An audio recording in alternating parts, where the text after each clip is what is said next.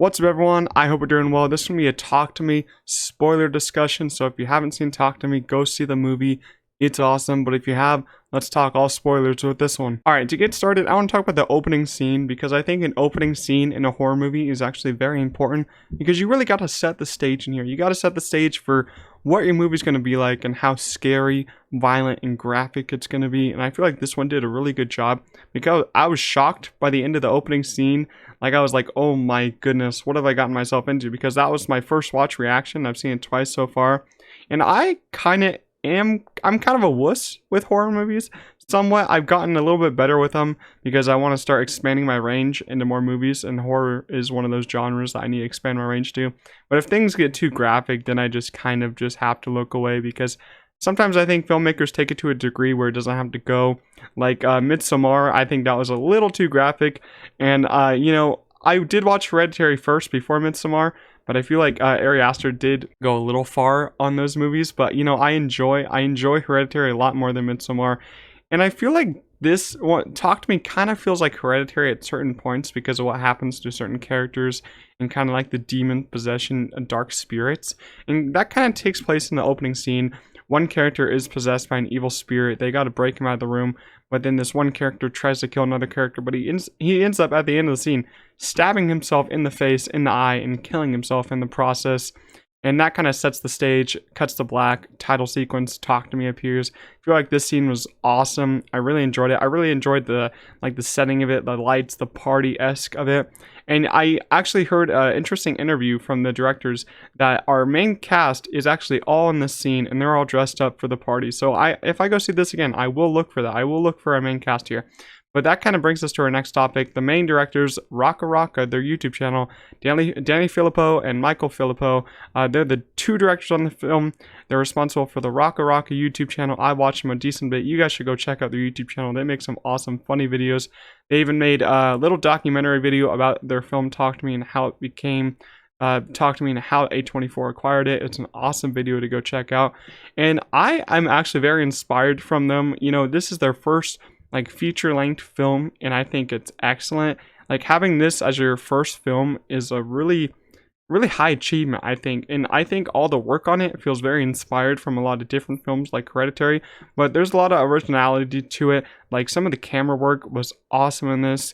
Props to the cinematographer. I don't know who he is, but props to him. But the direction I felt was awesome. I felt like the film was really fast paced. It's only like an hour and 40 minutes and just flew by on the first watch, flew by on the second watch, and I think they did great. I cannot wait to see what they do next. I feel like A24 will keep them around for a little bit, maybe 1 to 2 more films, because I think that A24 has another hit on their hands with this one. I think it gained like 10 million in its first week. I think that's an amazing number for only a $4 million budget. Good for them on that one. This film really hit a lot of points for me, and it's top 10 of the year for me. Go check it out if you haven't, but it's awesome.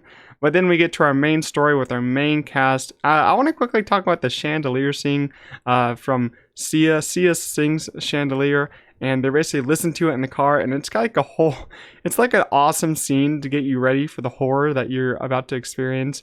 Our two characters, Mia and Riley, are just singing Chandelier in the car.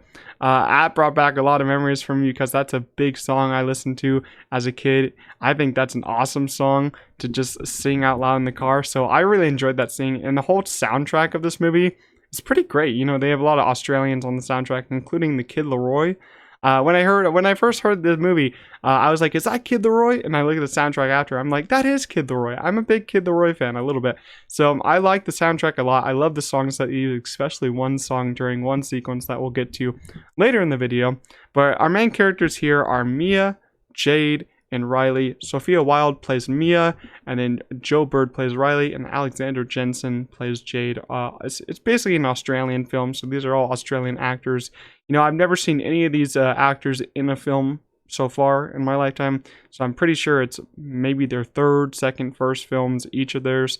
And I feel like those three main characters, they did great. Everyone else also did great. I think Sophia Wilde, though, I think she was the best part of the cast, our main character here. She displayed so many emotions. Her character went through so many different emotions of grief, anger, sadness during these particular scenes in the movie that we're going to get to.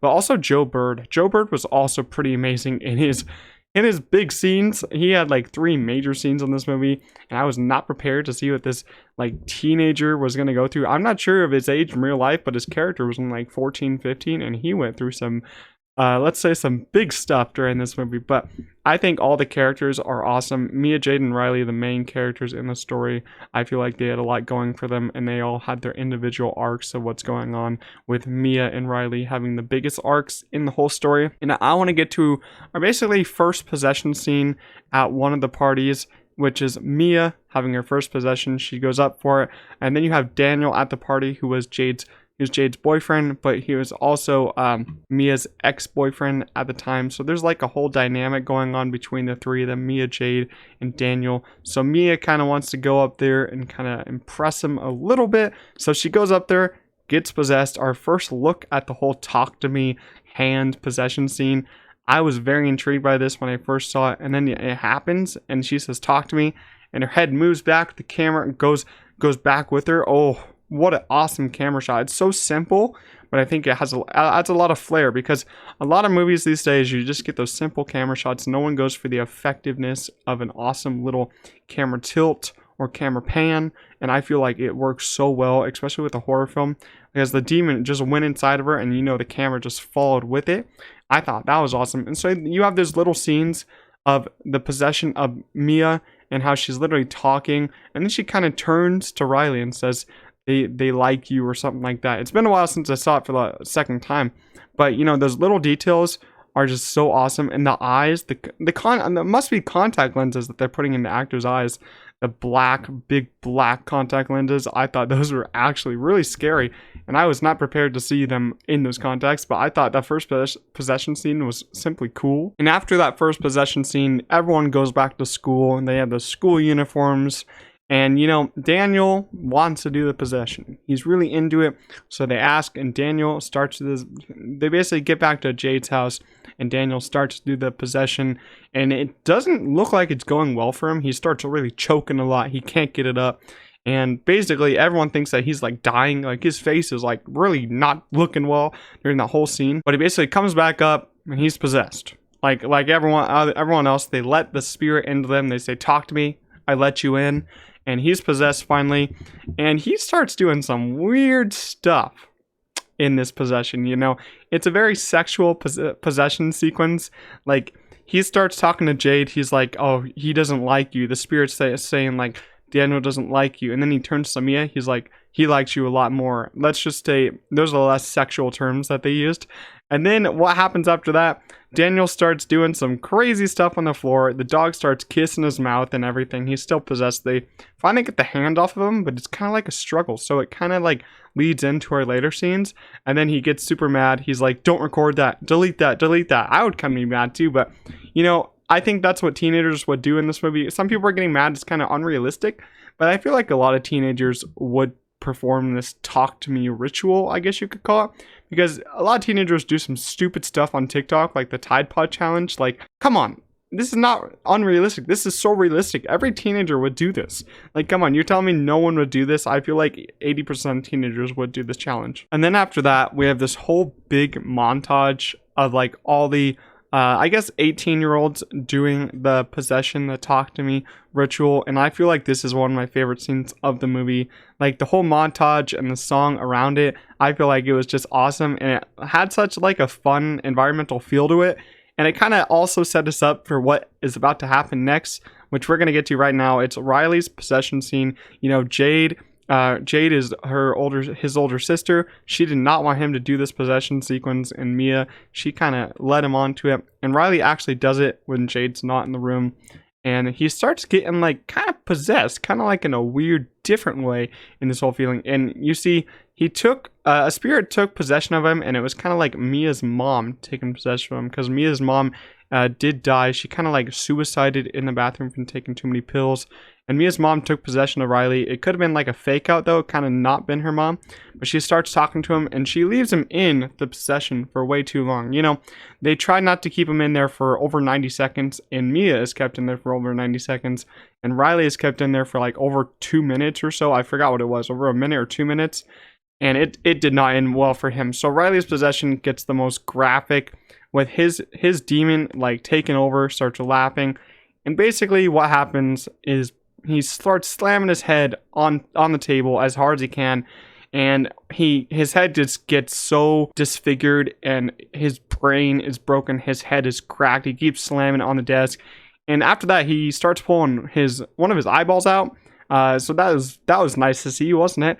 That was really one of the moments in the first viewing when I'm like, oh yeah, this is they're going there, they're going all the way there, and I was like, okay, I'm kind of with it, but I'm kind of scared. And then the chair starts moving back and forth. He's by the window. He hits the window, starts slamming his head. Jade comes back through. She's like, "What the hell is happening?" I cannot do an Australian accent. That was horrible. But she's like, "What the hell is happening?" And then she puts his hand in front of his head so he doesn't smack it. But he smacks he smacks her hand and breaks her hand. It's a total catastrophe at that point. Everything has just gone wrong. It's like what would happen in real life. People just go crazy and no one knows what to do, especially teenagers. They're like, what do I do? We have to leave the party. Everyone wants to leave, but they got to stay there because the police got to go interrogate, question them. So that's basically what happens with Riley's possession. Everything goes bad. And then we have the aftermath. We see Riley in the hospital later. His face is totally different, totally disfigured. The makeup though on his face is actually pretty well done. But if I was him and I'd just sit in the bed with makeup on my face, I would be like, that's a pretty easy acting job. I would do that easily. And then Mia and Daniel have this scene where they both go back to Mia's house because Mia is dealing with a lot. She takes the hand with her, and they kind of sleep in the same bed, but they don't sleep with each other. And we have this awesome scene of like them getting up from the bed, and like it's a vertical scene, so it's a nice transition. We had the first light shining through the window. That's like the first light we see in this movie, and I thought that scene was really well done. One of my favorite scenes also, but I think the montage scene is my favorite scene overall.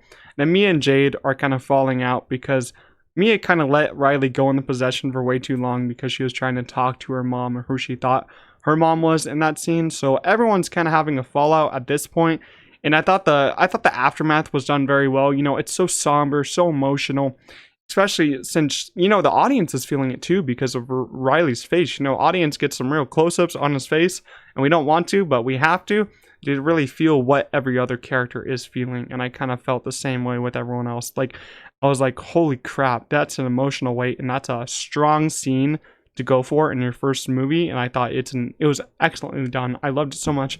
A lot of people say it's not scary, but all film is subjective. A lot of people say it's not great. I think all film is subjective. I thought it was very scary. I'm really more scared of the graphic nature of horror movies, and I thought this scene was really graphic to me. That really kind of freaks me out a little bit because I don't like going into hospitals too much. I don't like seeing disfigured people. It kind of just rubs me the wrong way. No, nothing against anyone that has those bad things happen to them. I just can't look at that stuff for too long. It just makes me feel so squirmish. But jump scares aren't scary to me. So these kind of horror movies are, but jump scare movies aren't. Like Insidious, that wasn't that scary to me. It was just like, okay, I'm here for it. But this one was more graphic for me. So overall, I think this movie is very scary, very graphic to me. So I think that whole aftermath, everything worked for that. Then, as I said, Mia now has the hand, and she's basically using it to talk to her mom when a spirit is like taking over her. And I'm not really sure if that's her actual mom she's talking to, or just like a spirit taking over her mom's body and trying to imitate, because we do have a scene of imitation going on in the end. But I feel like those scenes with their hand in the room, her freaking out, her having like the mental instability during these scenes, I thought it was really well done. Sophie Wilde deserves a lot of credit for those scenes, but also the Filippo brothers for directing those scenes. I feel like they deserve a lot of credit for those too, because it's hard to get a horror movie right these days, and I feel like they did really well with what they had. Like only a $4.5 million budget, so they did great. And then we kind of get a look at hell in this movie, which is kind of cool but kind of freaky. Left a lot of seared images in my brain. They go back to Riley's hospital room, and they try to stop the demon from getting inside him. The spirits are kind of taken over him, and he had this scene in the bathroom in the movie. If you've seen it, hopefully you have. But we have a scene in the bathroom where they're washing Riley's body off because he can't wash himself. He's hardly conscious, and Jade, his sister, is washing him. And he actually bites her broken hand, so her broken hand just starts bleeding, and then he just goes all ape shit on everything in the bathroom. He falls down. He starts banging the back of his head now on the tiles of the bathroom. He breaks the tiles in the bathroom from banging his head so hard, and he starts laughing. The demon is like in him, and he starts drinking the blood. I'm like, holy crap, this actor is going insane. So props to you, Joe Bird. You are insane in these scenes. And every time he just smacks his head, I'm like, oh, no, stop. Don't do that. But the spirits are inside him. And then, so Jade basically tells Mia to go into his body and kind of look for him in the limbo world, is what they call it. And she's like trying to get the spirits to let her in. They let her in, and he is like kind of getting eaten by these bad spirits, demons in hell. You kind of get a look at the first scenes in hell from this movie. And the Filippo brothers were in an interview saying that they actually had a lot of scenes that went way past the rated R rating in this specific moment, and it could have got an NC-17 rating with more scenes in this moment. And I was like, oh, I don't think I want that. I think I've seen a little too much of hell in these scenes, because what Joe Bird's character Riley had to go through, well, looked horrible. His character was just getting really, I don't know what you could say, like really just taken in the demon world. Like the more he's in the demon world, the worse his body looks, and all the demons are just trying to kill his real body to get his spirit. And then you have Mia going back home. She's trying to talk to her mom once again to get more knowledge, and she kind of gets an imitation of her dad coming after her when she has a hold of the hand. And this scene was really well done to me, because I didn't know it was an imitation of her dad at the beginning of it. I thought it was just her dad going crazy on her because of her mom. But her dad, an imitation of her dad, goes crazy on her, tries to kill her. She grabs some scissors, tries to get the imitation off her, but her real dad starts coming through the door. He's like knocking. He's like, Mia, are you okay? He starts knocking. The real dad comes in. The imitation is gone. Launches on Mia, tries to get her to stop, but Mia launches the scissors into her real dad's neck. I'm like, oh no. I was like in the theater. I was like, oh my God, this movie is going those places. And I was like, that's a really well done scene. And what the emotional reaction between Mia and her father in this scene is super amazing. I'm happy her dad didn't die in the end, because we see her dad is alive, because Mia is going to the hospital. This is all in the ending of the film. Mia's going to the hospital, wants to kill Riley so the spirits are out of him, but also Riley dies in the process. But then Jade goes to Mia's house, finds her dad on the floor, still alive, and her dad is also still alive in the ending of the film. So Mia wants to kill Riley. She's having trouble doing it. She's like having second thoughts, so she's taking him out to the highway. Jade follows him, and she really wants to do it, but in the end, Mia just suicides herself. You know, kind of goes out like her mom went out in the end. She kind of sets back the motion of the hand. You know, the first scene is the one guy suiciding, and the hand kind of stops, and then it goes on to different people, and now Mia has it, and then the hand affected so many people. Mia killed herself, which basically stopped the process of the hand like taking over different people. Riley's now safe, we figure. I really do love this scene on the highway, because Mia gets up. We still kind of think she's alive, but then the people don't come to her. They come to her body. So she's actually dead in this scene. And you get a quick cut. She's in the hospital. She sees that Riley is okay. He's finally woken up. His face isn't bad anymore. And then you see her dad walking into the hospital. Her dad is just emotionally struck by these moments, because her dad has now lost his wife and he's lost his daughter now. It's pretty sad at the emotionally of what happens.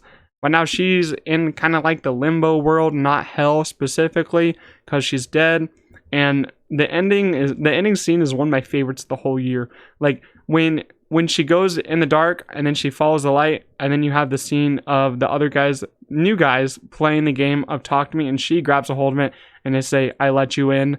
Oh, one of my favorite scenes of the year. I love how it played out. I love how quick this movie was.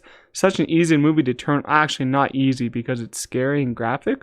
But, you know, I feel like the message of the film was really well done. I love the ending of it. A sequel of the film, you know, yeah, I think a sequel would be pretty hard to do. Maybe a spin-off of these characters that Mia talked to, try to stop it. But I don't know how that would work. It might just make the first story a lot weaker, so maybe a sequel wouldn't do well. But overall, my final thoughts, I think this movie is just spectacular. I think it's a really awesome. I know a lot of you probably don't like it as much as me, but film is subjective. We all know it. And I just love a lot of different scenes from this movie. The montage scene, Riley's possession, even though it's very graphic, I think it's very well done. And a lot of other scenes are very well done, like Mia's dad's scene. And then the ending, oh, that ending just lives rent free in my head. I love what happened. I love the theater experience of going to a horror movie too, experiencing it with a crowd. Because on my first viewing, I had a pretty big crowd for this one, like 30, 40 people in the theater. It was a small theater, but I had a great experience. Everyone was reacting to certain moments, especially, I feel like everyone's biggest reaction, especially mine, was what happens to Mia's dad and how she stabs him in the neck with scissors. That was just everyone's reaction. Even me and my friend, we were like, oh, no, that was crazy. But yeah, I still have this movie I like an 8.5 or a 9. It kind of switches every single day the more I think about it, but I cannot wait. Hopefully it releases on physical, because I know a lot of small movies don't release on physical, but I will be buying this on digital to keep watching over and over again. Top 10 of the year, like I said, so go watch it if you haven't. It's amazing. But that's it for my spoiler review of Talk to Me. I hope you guys enjoyed. Leave your spoiler thoughts in the comments. I want to hear your thoughts on every single scene. What are your favorite scenes of the movie? But make sure you leave a like on this video. It helps out a lot. Subscribe to the channel. I upload almost every day. And I'll see you guys in the next one. Peace out.